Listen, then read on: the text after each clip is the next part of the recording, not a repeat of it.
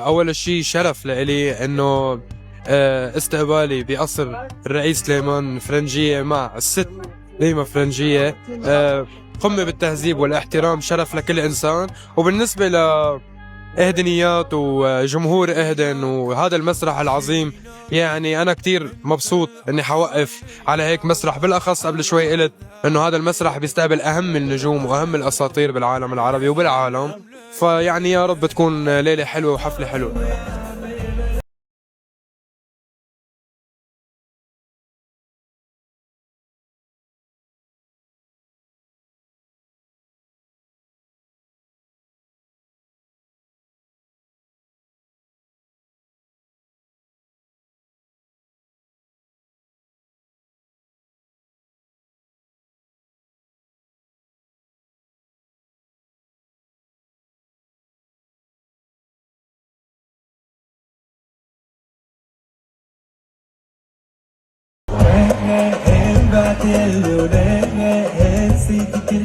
يا ما قالوا ضاع وين بعتلو نسيت كل شي يا ما قالوا ضاع.